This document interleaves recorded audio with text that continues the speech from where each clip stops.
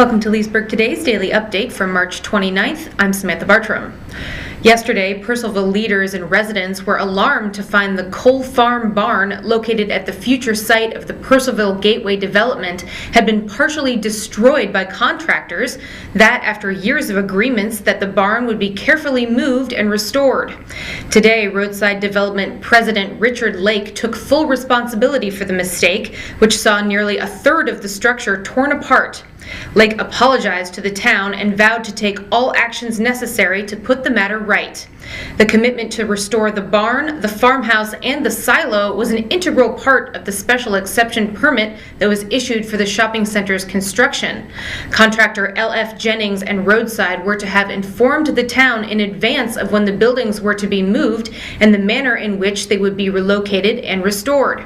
Instead, yesterday, an on-site supervisor and his workers decided to begin dismantling the barn without consulting company officials or the town. The superintendent has since been moved to a different project, and Lake assured Purcellville administrators he and the contractor would come up with a plan for the buildings, hopefully to be delivered by close of business Tuesday.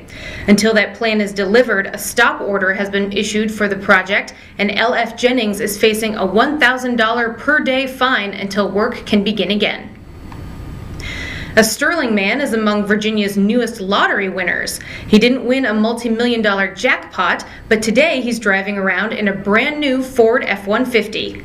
Danny Caldwell didn't even buy a winner, but he did send his losing Truckin' for Cash scratch-off ticket to be included in a second chance drawing.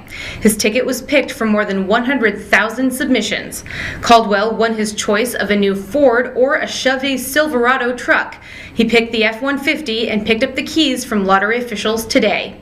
Caldwell already uses a 10-year-old pickup truck for his job in construction sales, and he said that wouldn't change. He told lottery representatives he will use his new truck for fun instead. Virginia Regional Transit has revised its fee schedule with changes effective Friday. VRT will eliminate free transfers and free rides for all Loudoun County government employees. Therefore, all VRT passengers must pay a 50-cent fare at all stops along the bus routes.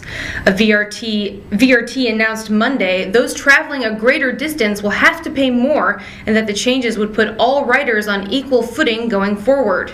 VRT will continue to provide tokens for people receiving services from the Department of Family Services, and the town of Leesburg's trolley will remain a free ride.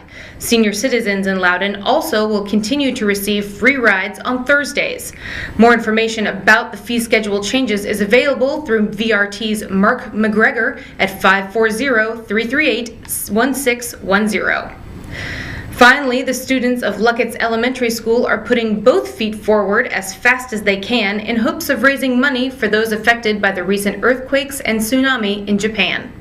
Students participating in the Running with the Stars program, aimed at promoting physical activity and fitness in kids, have been taking pledges on the number of laps they run twice a week to raise money for the American Red Cross. Today, the students were out with trainer Courtney Troiano, a parent of 3 participating students, for the last stretch of their fundraising. So far, the students have raised more than $500, but Troiano said final figures will not be available until Thursday. At that time, the students will combine the money they have raised with that gathered by the school's fundraising efforts, which will all be donated to the American Red Cross.